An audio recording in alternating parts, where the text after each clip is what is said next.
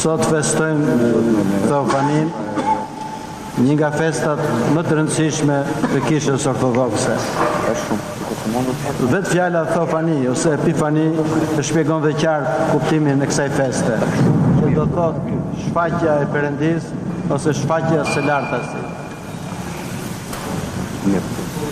Ne folëm të dielën që kaloi për përgatitjen, pikërisht për të pritur këtë festë. Çfarë do thotë kjo festë për ne sot? Në Kishë, ne nuk kujtojmë vetëm thjesht ngjarje historike. Kisha ka një tjetër kohë. Kemi folur disa herë dhe e themi e përsërisim sepse është shumë e rëndësishme. Koha liturgjike nuk është njësoj si koha kronologjike, që kalojnë sekondat, minutat, orët, javët, vitet me radhë.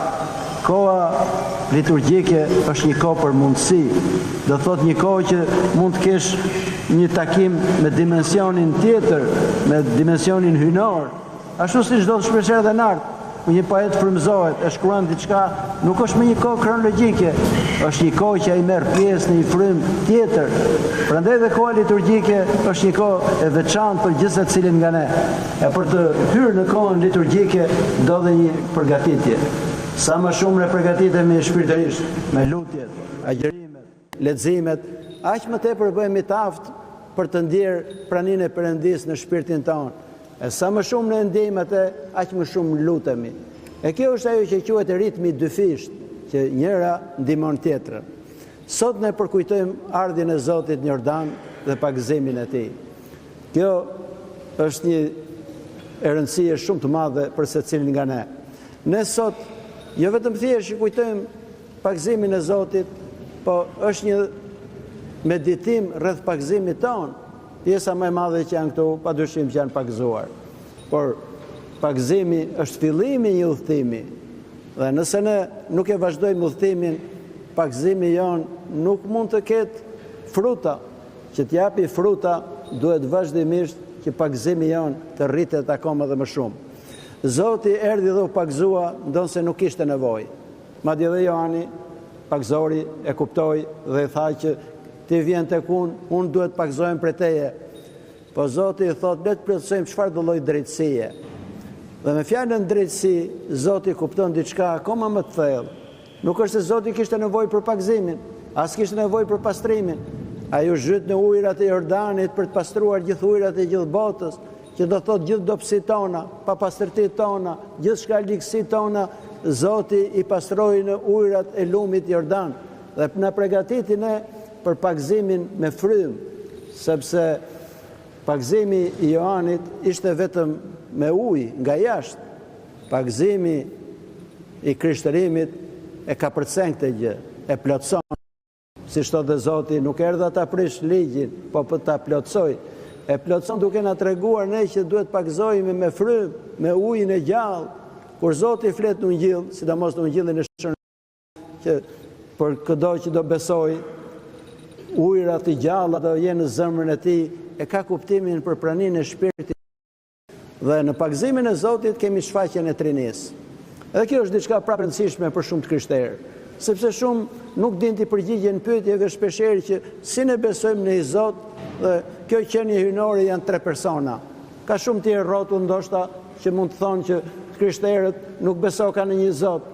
Krishterët besojnë në një Zot, po Zoti na u shfaq në këtë formë.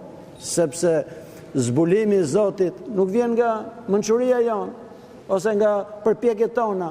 Zoti vetë na u shfaq ne dhe na u shfaq në 3 persona, në Atin që dëgjuam zërin në pagëzimin e Zotit, në Birin i cili u pagëzua vetë dhe në Shpirtin e Shenjtë në formë pëllumbi.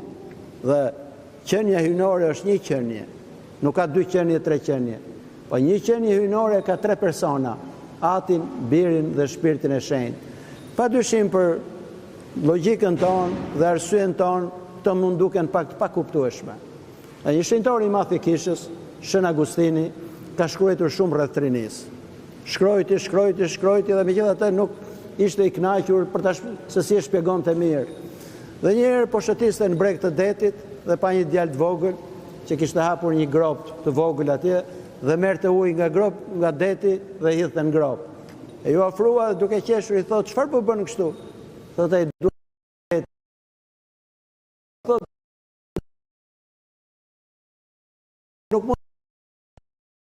Gjithë dhe zë nga foshë mendja jo kap doktrinit e u zhdu një engjëll pikërisht për mund ta shpjegojmë dot me mendje ne më kuptojmë aq sa mund kapi mendja jon, por ne besojmë e duke besuar fillojmë edhe kuptojmë, sepse besimi nuk është që ne fillim njohim dhe pastaj besojmë, e fillojmë me besimin.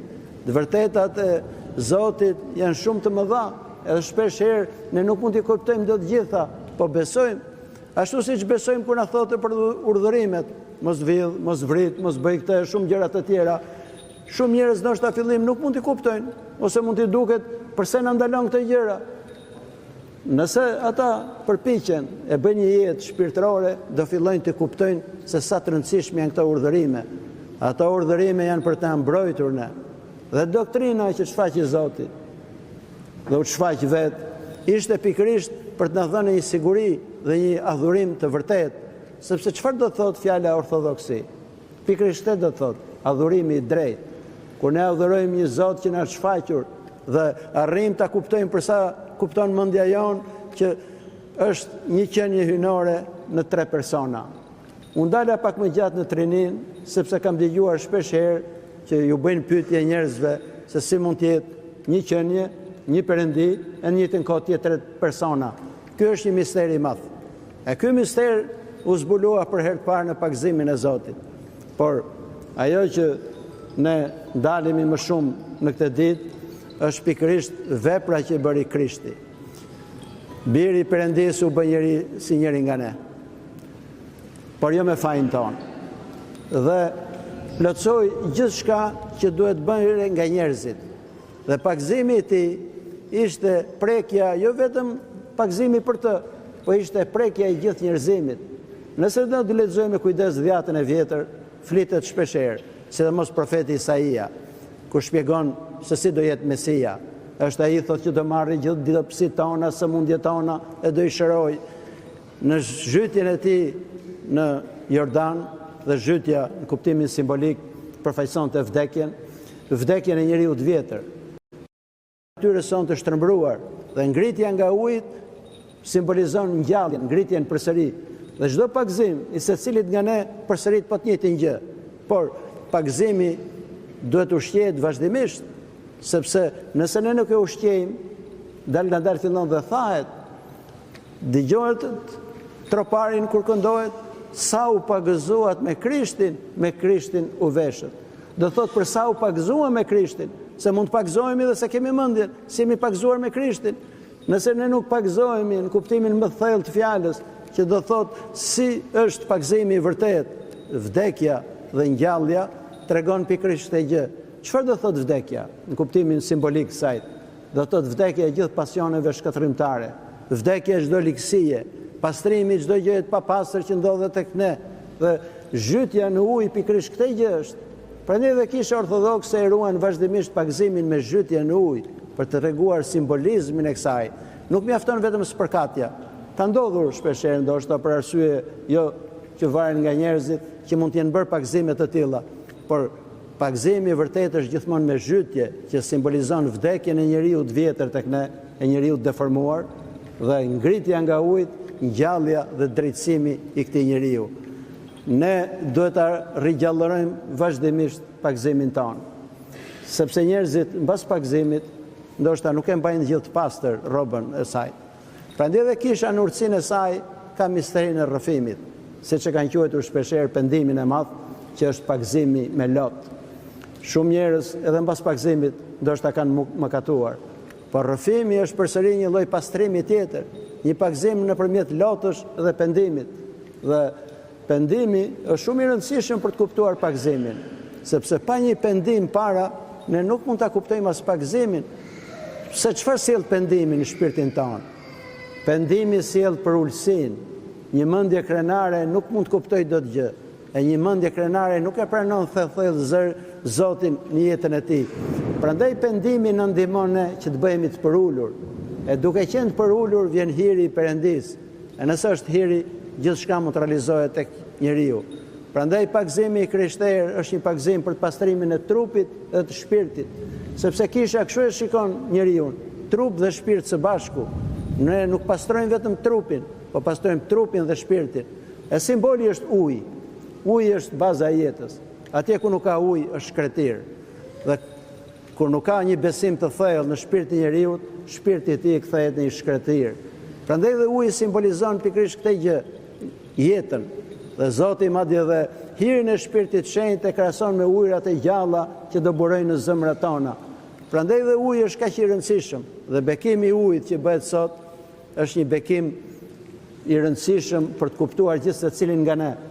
Njerëzit e marrin ujin dhe me të spërkasin veten dhe spërkasin dhe shtëpitë, sepse nëse do jetë hiri i Perëndis, ai ka fuqi për të larguar çdo gjë të keqe. Por misteret e krishtera nuk janë magji. Nuk do thotë mund ta marrësh ujin, por nëse nuk e pastruar zemrën, nuk do ketë asnjë efekt tek ty. Por nëse pastrojmë zemrën, uji do ketë një efekt të jashtëzakonshëm, siç është kungata e çdo mister tjetër në kishë. Prandaj dhe kisha përpiqet ta shpjegojë misterin e pagëzimit e të gjithë misteret e tjera që bëhen në kishë, sepse vetëm duke kuptuar çfarë është theofania, atëherë ne mund ta kuptojmë dhe shërbesën shpëtimtare të Zotit. E duke kuptuar se nga çfarë na ka shpëtuar Zoti, do e duam akoma më shumë Perëndin. E ata që duan Perëndin, i duan edhe njerëzit. Ndërsa ata që s'duan Perëndin, asnjëherë nuk i duan. Por ne nuk mund ta duam Perëndin nëse nuk e kuptojmë nga çfarë na ka shpëtuar. Pagëzimi i Zotit në Jordan është një nga ngjarjet më të rëndësishme të historisë njerëzimit, sepse Zoti në Jordan pastroi gjithë dobësitë tona, papastërtitë tona, e gjithçka tjetër të keqe që ndodhen në natyrën njerëzore dhe hapi rrugën për gjithë secilit nga ne që përmjet pagëzimit personal të mbushemi me hirin e shpirtit shenjtë. Le të përpiqemi e le ta kuptojmë misterin e pagëzimit, e le ta mbajmë gjallë vazhdimisht dhe arrijallërojmë. A nëse në dikush për një arsye për një tjetër e bën pis rrobën e pagëzimit, Perëndia ka krijuar përsëri një mister në kishë e të rrëfimit, të pendimit dhe të rrëfimit, sepse s'ka njëri që të rrojë e mos mbjerë në mëkat, thot shkrimi i shenjtë. Për sa kohë mendojmë që jemi drejt, atëherë kemi gabuar. Krenarët mendojnë se janë drejt, të përulurit e shohin veten si fajtor. Gjithë shenjtorët e mëdhej e akuzonin veten e tyre si mëkatar, ndërsa mëkatarët e mëdhej vazhdimisht përpiqen të paraqiten në botë sikur janë të drejtë, sepse janë krenar, sepse nuk kanë pendim e nuk kanë përulësi. Pagëzimi i Zotit na mëson pikërisht këto gjëra. Zoti duke qenë Zoti përsëri u përul, u bë si një njeri dhe madje zbatoi gjithçka që bëheshin në ligjin për njerëzit, sepse Zoti erdhi si i përulur. E janë tek unë, thot në Injill, sepse unë jam i unjët dhe i përulur. Sa më shumë jemi, aq më shumë largohemi nga Zoti. Aq më shumë afrohemi tek Zoti dhe Zoti afrohet tek ne. Prandaj dhe festa e sotme është dhe festë gëzimi, po është dhe festë reflektimi dhe pendimi, që për gjithçka nga Zoti le të mundohemi të kthehemi përsëri. E le të mundohemi të shijojmë ujërat e gjallë që do na japi Zoti brenda shpirtit ton, sepse këto ujëra do gjallërojnë shpirtin e do japin jetë. Amin.